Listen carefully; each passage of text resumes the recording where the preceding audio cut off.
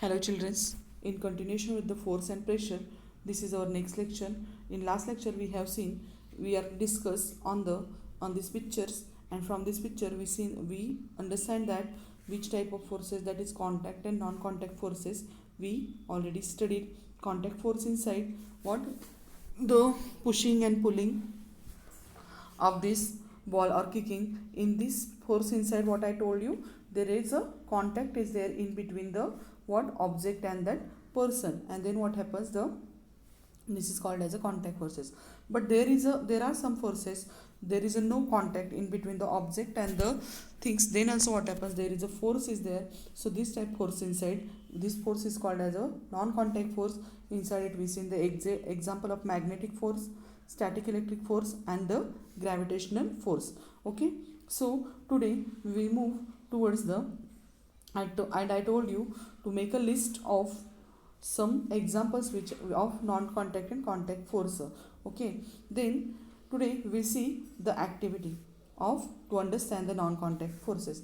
Take two bottles with a rectangular shape, close their openings by fitting the lid tightly. Okay, so we have to take two bottles and we have to tightly put its a lid. Keep two small bar magnets on them. Now here is the bar magnet, it is kept on it.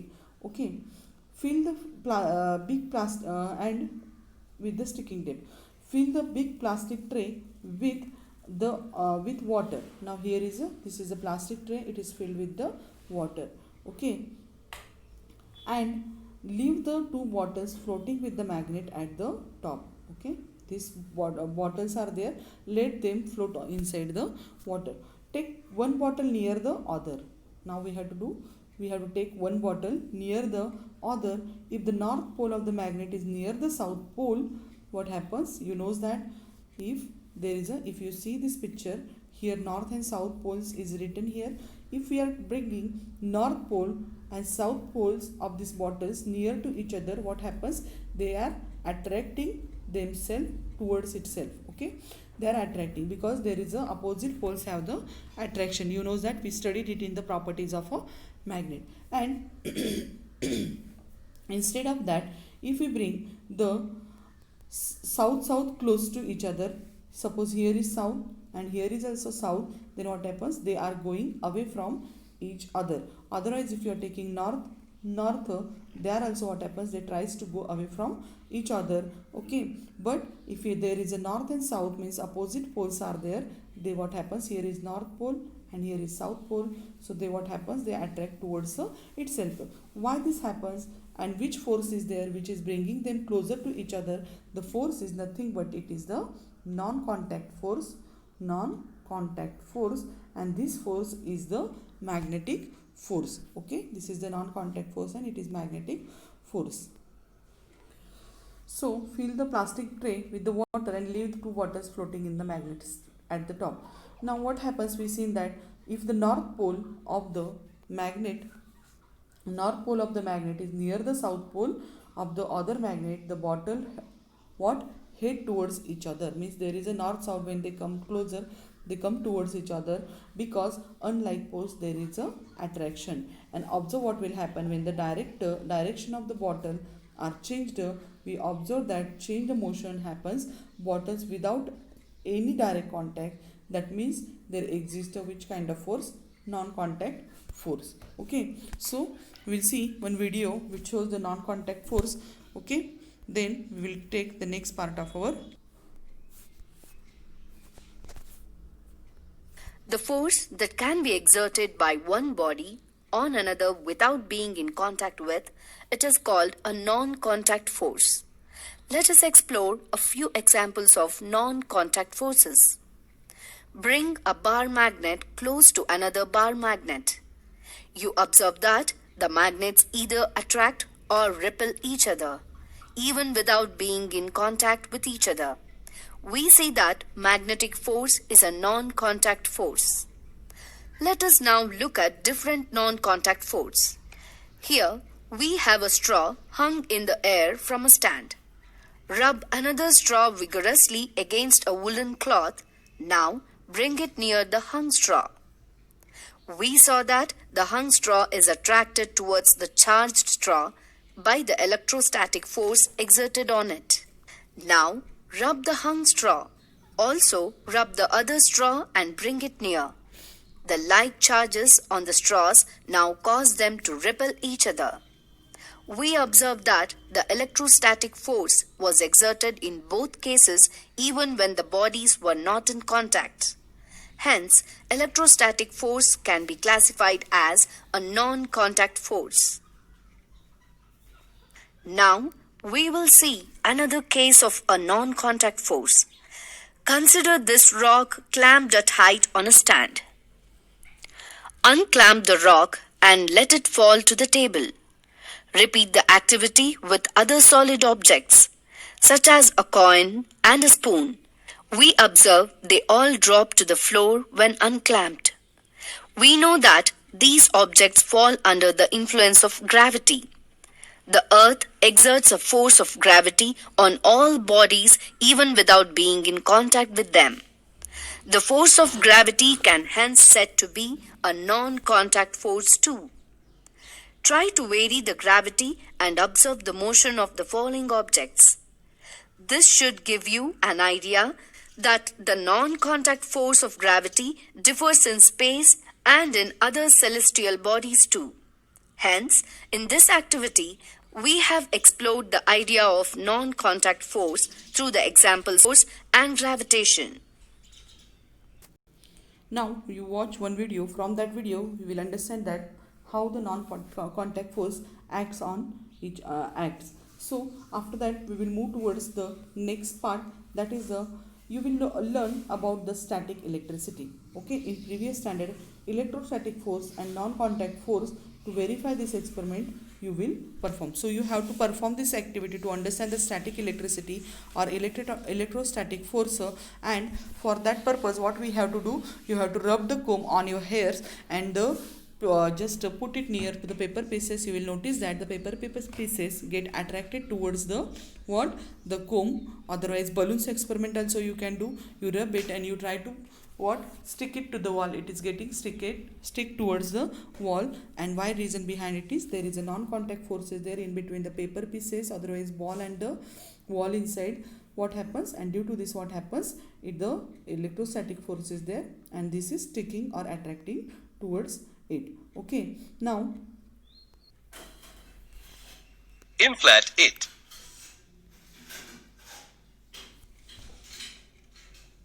Now tie up the open end with the help of a thread. Take a white paper, cut it into small pieces. Place the small paper pieces on the table. Take a balloon and rub it with another paper. Now bring the balloon near the pieces of paper. Observe the changes.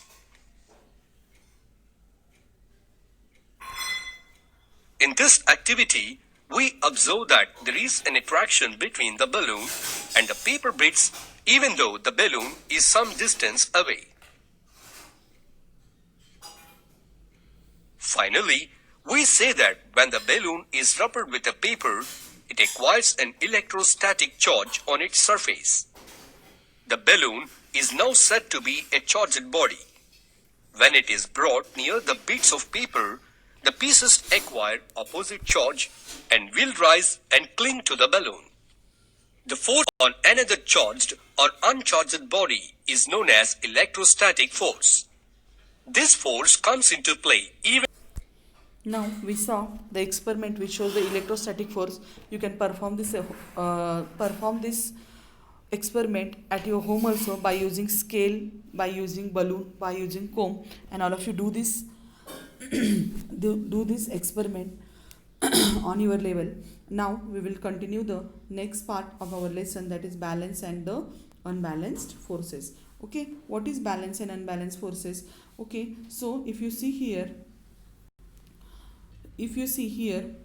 the best example of the balance and unbalanced force is the, you like the game, that is the tug of war. You write tug of war.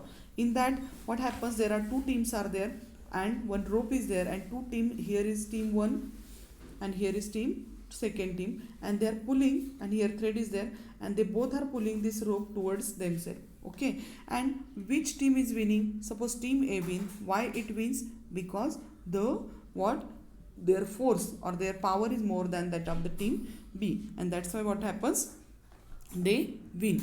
Okay, and the reason behind it is that there is an unbalanced force. The team A's force is more than that of the team B's, that's why they win, and this is because of the balance and the unbalanced forces. Okay, now here also one more activity given. Take a cardboard box. This is a cardboard box. Tie a thick string to its two sides. Okay, these are the strings we have tied to that another side and this side, and smooth table as shown in the figure. Take the string on both side of table. Okay, this is on that side. However, that measuring pan is there. In that way we have to do the arrangement of this. Tie weighing pans to equal mass to ends. Now here is also, and here both having the same masses. Okay, now keep equal masses on both pan. The box does not move on the table. Okay, so this box is there. If you kept here half kg, 1 kg is weight, and here also 1 kg, what happens, the position of box is not changing. What I said, the position of this box is not changing, because here also both pan inside same weight is there. Now what they told you, take box not to move on the table. If more mass is kept in one of the pan, if what happens, more mass if we keep in one pan, suppose here 1 kg, one more half kg's weight I kept in this, then what happens, this box is there, it will shift towards this side. And the reason behind it is that there is a what, there is a one and only reason, there is a unbalanced forces. When equal masses are there, that time the balanced force is there, and when there are unequal masses are there, that time there is an unbalanced force is there. And because of unbalanced force, what happens, this box is pulling towards this side when we are putting one more weight inside it. Then if more mass is kept in one of the pan than in the one of the pan, then what happens, the not one of the pan, the box start moving in the direction that of pan, means in which pan you kept more mass, in that direction. If you put it here, it moves towards this, or if you put in this box, in this weighing pan, one more mass, then what happens, box is moving towards that side. Okay, equal gravitation force act on the both the pans, equal masses are kept. If equal masses are here, that time equal gravitational force is acting on it. What I said, if equal masses are kept, then equal gravitational force applies on it, and that's why these boxes remain on the same position. But what they told you, this means that there is a balance force. There is a balance force. If equal masses are there, then it is a balance force with effective force equal to 0, and this acting on opposite direction. So both side teams are stronger, so boxes remain what, on same position, and this is called as a balanced force. This is called as a balanced force. Now next is the, this means that balance force act on the box. Effective force total is 0, and this is the in opposite direction. On the contrary, if more mass is kept on the other pan, what happens, the box start moving in the direction of the pan with more mass, and when unequal forces are applied to the box on two sides, the unbalanced forces act on it. Okay, and resulting what happens, imparting the motion of the box. Now this is what happens, I told you, when we put more mass in one pan, then what happens, here the gravitational force what happens on this pan is increases, and due to this pan is little less than that of this, and what happens, this box is moving towards this side, and this is what happens because of the unbalanced forces. Now just now I told you the example, that same example is given here.